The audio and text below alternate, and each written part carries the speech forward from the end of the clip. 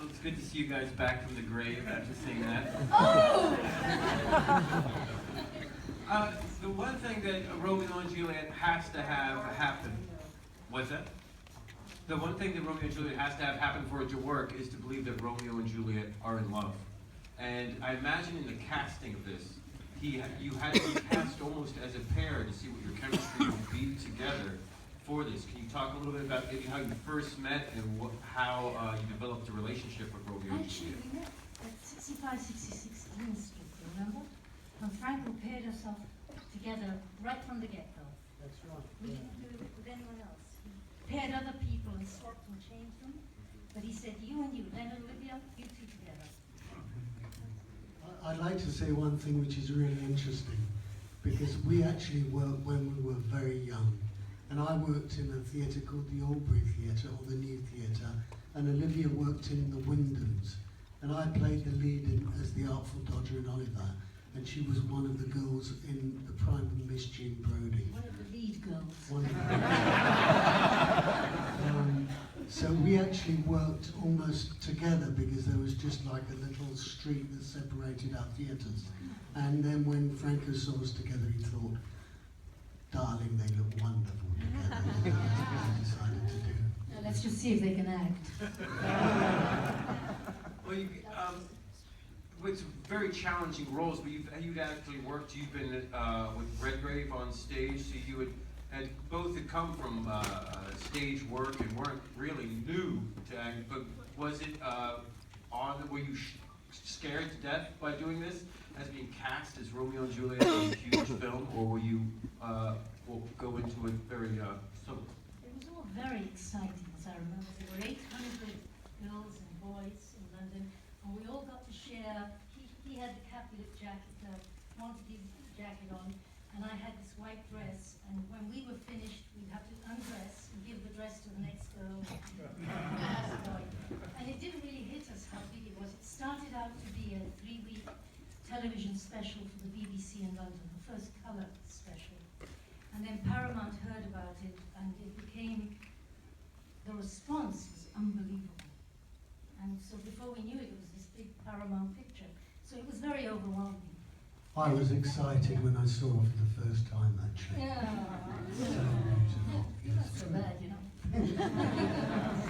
And we went to Tottenham Court Road. I just remembered this. We went to Tottenham Court Road together when we were first cast and weren't allowed to tell anyone.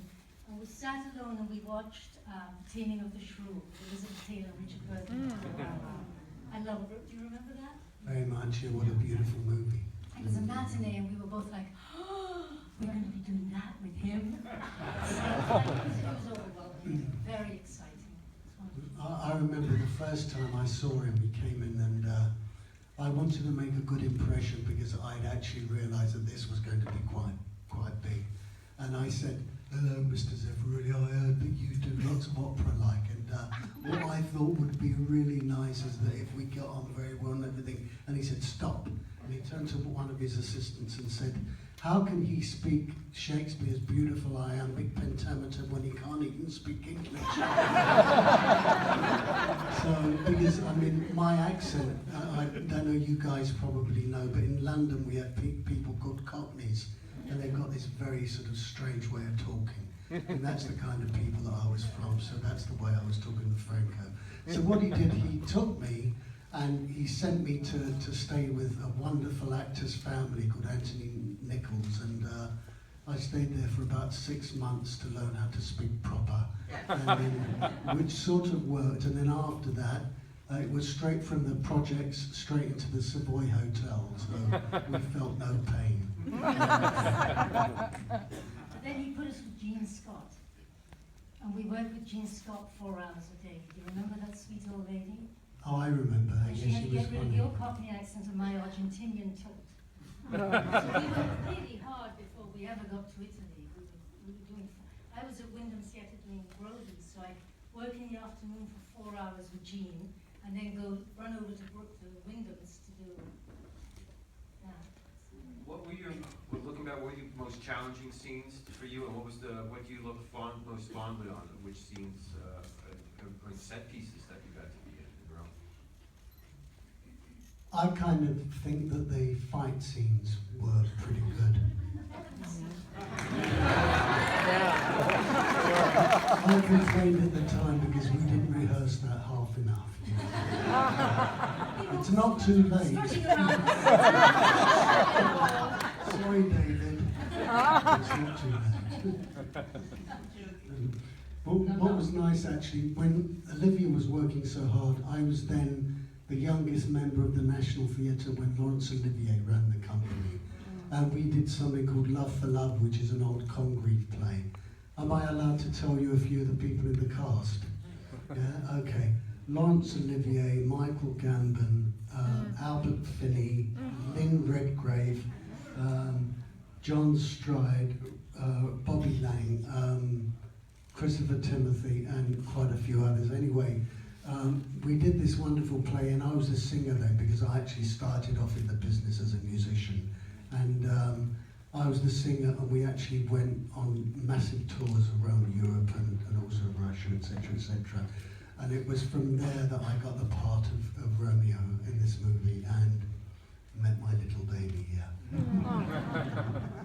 You mentioned the fight scene. I'd love to talk to you about it because it's one of the greatest fight scenes ever between Romeo and Tybalt, and it's like a street brawl, and you're so controlled, out of control. Can you talk a little bit about the choreography of that? Because it's really, it feels like it's just gotten a big street fight, but it's rapier and dagger. How did that go about? I think that's what Franco wanted to do. So he put us with this guy who was the Maestro della Spada or whatever in Rome, who told us how to fight. And it's all very choreographed. It's actually not that difficult. I mean, it's all basically the same as karate moves. It's like horizontal and this and this and this. But it's putting it all together and remembering it, which is the real problem. And it was about 37 movements, I think. So we had to do this wide shot, and we got up to 36th, 37th, and I looked at Michael, and Michael looked at me, and I sort of said under my voice or under my breath, we're all out of moves now, what are we going to do? So he went. So I turned around and looked at Franco, who was sort of, with his blue glasses. I said, Michael, what should we do? I said, well, let's try. Anyway, we tried without choreographing it, and we both ended up with terribly cut hands and dripping with blood and stuff. But we liked it because we thought that it was, as you said, almost like a street brawl, and I think that worked nicely. But how about when he meets Madam for the first time? It's beautiful, huh? Yeah. Nice. Ball scene, right? You know what I mean. It was nice. Actually, we shot that twice, the ball scene. Did First we? meeting. Yes, don't you remember? The first time was outside where there was the balcony, and we were shooting in the middle of the night, and you always thought, I got that's done when it was over. And then 2 weeks later, Franco showed up and said, darling, I have to talk to you. And we thought, oh no.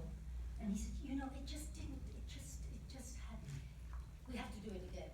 We're going to do it inside with music. And we shot it twice.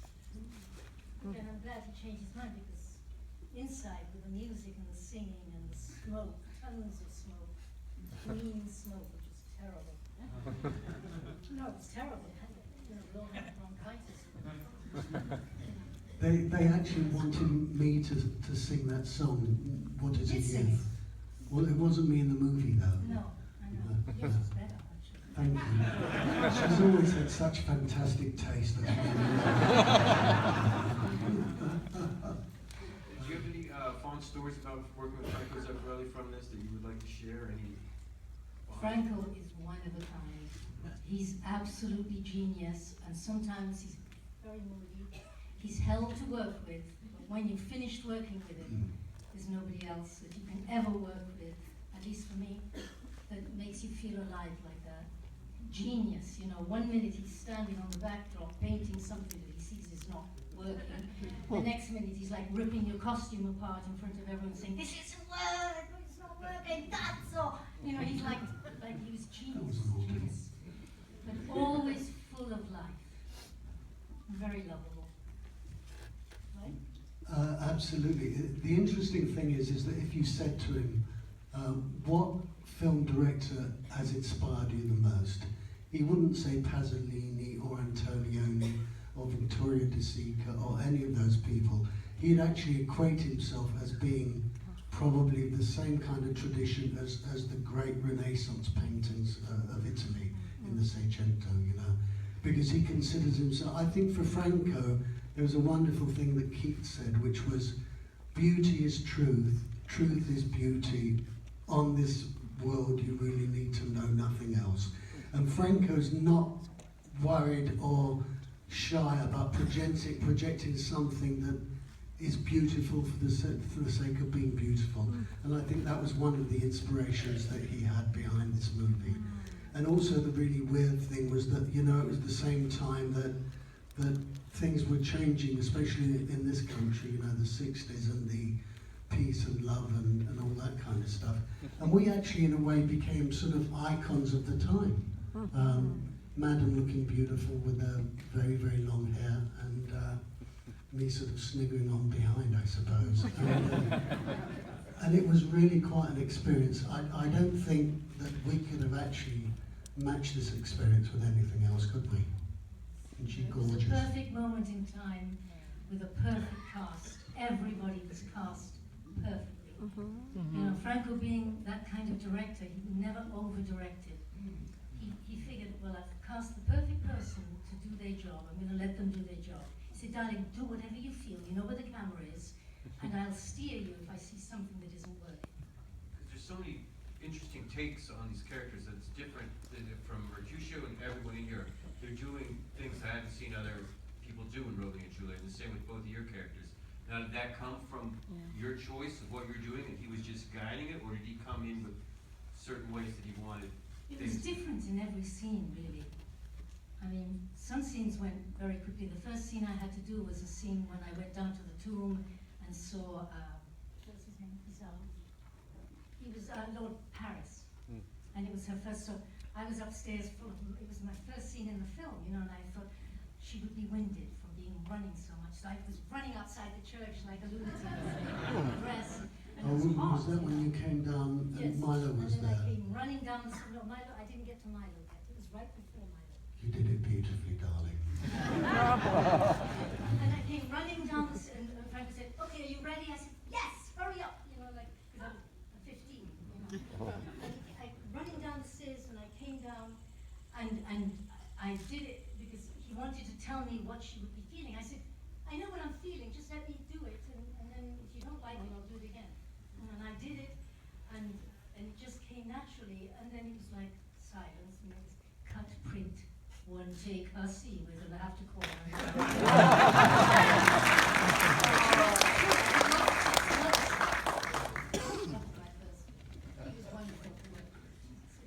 But also, you know, one of the things that I don't know if you can remember, that sometimes when you'd say you were really, really puzzled about how to do a scene, he is such a lovely, lovely actor himself. I mean, he could do whatever you wanted to ask him to do and do it probably better than oneself.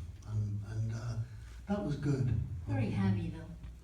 You think? Yeah, he overacted, but then you took what he did and you said, oh, I could do that, but tone it down a bit. Absolutely.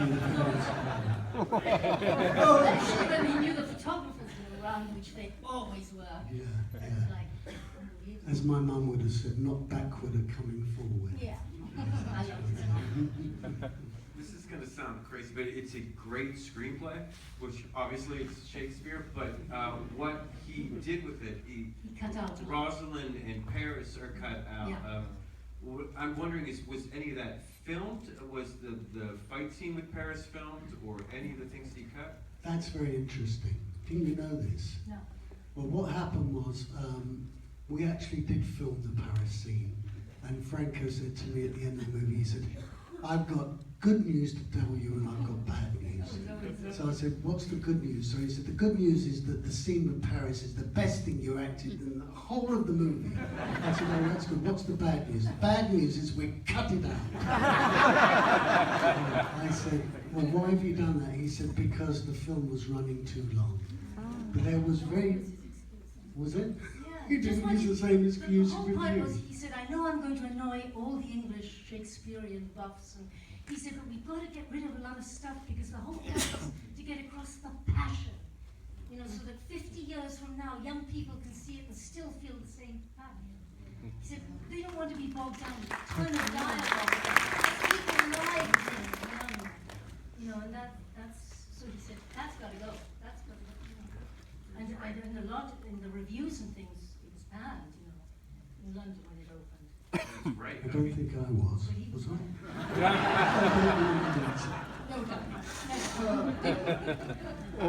No, they just said he did the best job he could do, but he slaughtered Shakespeare and blah, blah, blah. But you know, people still love it. It's shown in high schools all over the world.